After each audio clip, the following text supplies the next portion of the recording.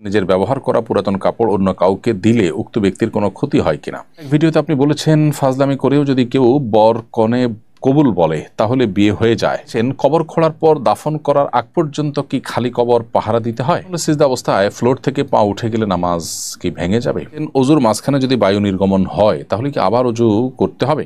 জমজমের পানি হিন্দুদের দেওয়া যাবে কিনা? স্বামী স্ত্রী দুজনে মিলে তাহাজ্জুদের নামাজ জামাতে পড়তে পারবো কিনা? সাকিব হোসেন আপনি লিখেছেন অজুর মাঝখানে যদি বায়ু নির্গমন হয় তাহলে কি আবার অজু করতে হবে?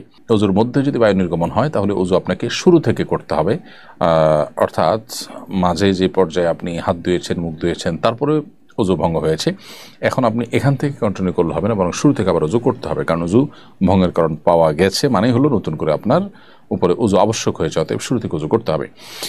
এরপরে প্রশ্ন হলো, আমাদের নিকটতম প্রতিবেশীদের মধ্যে একটা হিন্দু পরিবার আছে, ওমরা থেকে আসার পর তারা আমার কাছে জমজমের পানি চায়, জমজমের পানি হিন্দুদের দেওয়া যাবে কিনা? উত্তর হলো, জমজমের পানি হিন্দুদের দেওয়াতে কোনো অসুবিধা নেই, কারণ কোরআন এবং হাদিসের কোথাও এটি শুধু মুসলিমরাই পান করতে পারবে, অমুসলিমকে দেওয়া যাবে না এমন কোনো কথা বা বিধিনিষেধ আরোপ হয়নি। ফলে কোনো অন্য ধর্মের মানুষ যদি জমজমের পানি চায় তাকে আপনি জমজমের পানি দিতে পারেন, বরং এর মাধ্যমে তাকে দ্বীনের প্রতি আকৃষ্ট করা এবং এই সুযোগে তাকে ইসলামের প্রতি আপনি দাওয়াত দেওয়ার চেষ্টা অব্যাহত রাখবেন। এরপরে প্রশ্ন হলো, কিছু অ্যাক্টিভিস্টকে বহু বিবাহের ক্যাম্পেইন করতে দেখা যায়, কিন্তু তাদের বিরুদ্ধে তাদের স্ত্রীদের অভিযোগের অন্ত নেই। ইসলামে বহু বিবাহের অবস্থান কি? একাধিক বিয়ে করার ক্ষেত্রে শরীয়তের কি শর্ত আরোপ করে?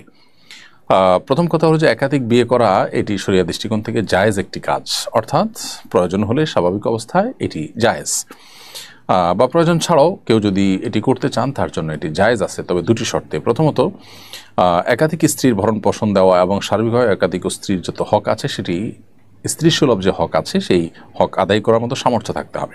দ্বিতীয় শর্ত হলো যে একাধিক স্ত্রীর মধ্যে সমতা রক্ষা করবার মতো সেরকম দৃঢ়তা, মনোবল এবং আত্মবিশ্বাস থাকতে হবে।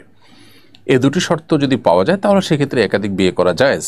আর যদি এই দুটি শর্তের কোনোটি পাওয়া না যায়, অর্থাৎ তিনি যে কোনো একজন স্ত্রীর প্রতি ঝুঁকে পড়বেন, অপরজনের প্রতি বৈষম্য করতে পারেন, তার ক্ষেত্রে ইনসাফের ঘাটতি করতে পারেন, এরকম আশঙ্কা যদি থাকে তার নিজের ব্যাপারে, তাহলে সেক্ষেত্রে তার জন্য একাধিক বিয়ে করা জায়েজ নয়। ঠিক একইভাবে একাধিক বিয়ে করে স্ত্রীদের ভরণ পোষণ দিতে না পারলে, তাদের জৈবিক চাহিদা পূরণ করার মতো ক্ষমতা না থাকলে সেক্ষেত্রে তার জন্য একাধিক বিয়ে করা কিন্তু জায়েজ নয়। অতএব একাধিক বিয়ে করা জাস্ট একটা জায়েজ কাজ। এই জায়েজ কাজকে নিয়ে অনেক বেশি বাড়াবাড়ি করা বা এটাকে প্রতিষ্ঠা করার জন্য অনেক বেশি চেষ্টা করার কোনো বিশেষ যৌক্তিকতা নেই। তবে এটা ঠিক যে আমাদের সমাজে একাধিক বিয়ে নিয়ে নানা রকমের ট্যাবু আছে এবং মানুষের ভুল ধারণা আছে, সেটি ভাঙানোর জন্য আলোচনা হতে পারে, এবং সেটি ভাঙানোর উদ্দেশ্যে কেউ যদি এই জায়েজ কাজটি করেন ওই যে শর্ত সাপেক্ষে, তাহলে সেটা মৌলিকভাবে প্রশংসনীয় কাজ। কিন্তু তিনি নিজেই যদি বেইনসাফের মধ্যে পড়ে যান এবং স্ত্রীদের হক বা অধিকার সঠিকভাবে আদায় করতে না পারেন, তাহলে সেক্ষেত্রে তার জন্য কিন্তু এটি জায়েজ নয়। এরপরে প্রশ্ন হলো, স্বামী স্ত্রী দুজনে মিলে তাহাজ্জুদের নামাজ জামাতে পড়তে পারবো কিনা? আর আমি সূরা কেরাত ভালো পারি না, এক্ষেত্রে বউয়ের ইমামতিতে নামাজ পড়া যাবে কিনা? উত্তর হলো, তাহাজ্জুদের নামাজ বা যে কোনো নফল নামাজ সাধারণত এবং সচরাচর একা একা পড়াই উত্তম, যদিও রমাদান মাসে তারাবি জামাতের সাথে পড়াটাই হলো সুন্নাহ। আর তাহাজ্জুদের নামাজ যদি কখনো জামাত হয়ে যায় তো সেক্ষেত্রে সেটা জায়েজ আছে, তবে রমজান মাসে জামাতের সাথে তারাবি নামাজ আদায় করার পরে নির্দেশনা রয়েছে। এছাড়া সকল নফল নামাজই যার জামাতে করে পড়া ভালো। এরপরও যদি কেউ জামাত করেন, একাধিক ব্যক্তি এক জায়গায় আদায় করছেন সালাত, সেক্ষেত্রে জামাত তারা করছেন, সেটি নাজায়েজ হবে না মৌলিকভাবে। ডাকাডাকি করে আলাদা করে ফরজ নামাজের মতো গুরুত্ব আরোপ করে না করে, বরং আপনার উপস্থিত ব্যক্তিরা জামাত নামাজ পড়লেন, সেটি মৌলিকভাবে নাজায়েজ নয়, বিশেষ করে তাহাজ্জুদ। তো এক্ষেত্রে এটা জায়েজ আছে এবং স্বামী স্ত্রী জামাত করতে পারেন। যদি স্বামী স্ত্রী জামাত করেন তাহলে সেক্ষেত্রে স্বামীকেই ইমামতি করতে হবে, কারণ স্ত্রী তিনি ইমামতি করতে পারেন না, তিনি মুক্তাদি হয়ে পেছনে তার অনুসরণ করবেন। আর যদি এমন হয় যে স্বামীর চাইতে স্ত্রীর কেরাত ভালো, তারপরেও কিন্তু স্বামীকে ইমামতি করে নামাজ পড়তে হবে। এরপরে প্রশ্ন হলো, সিজদা অবস্থায় ফ্লোর থেকে পা উঠে গেলে নামাজ কি ভেঙে যাবে? উত্তর হলো, নবী করিম সাল্লাল্লাহু আলাইহি ওয়াসাল্লাম বলেছেন, উমিরতু আন আসজুদা আলা সাবআতি আযম, আমাকে 7টি অঙ্গের উপর সিজদা করতে আদেশ করা হয়েছে।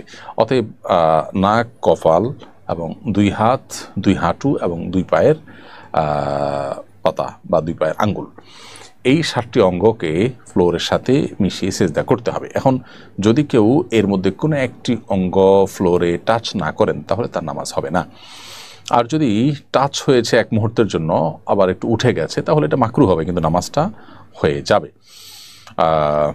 অতএব পুরো সিজদা জুড়ে যদি আপনার ফ্লোর থেকে পা উঠে যায় বা উঠা থাকে, তাহলে সেক্ষেত্রে আপনার নামাজ হবে না, বা ওয়াজিব তরককারী হবেন। সেক্ষেত্রে আপনাকে সিজদা সাহু দিতে হবে, অথবা যদি নামাজের পরে এটি জানতে পারেন তাহলে সে নামাজ পুনরায় আদায় করতে হবে।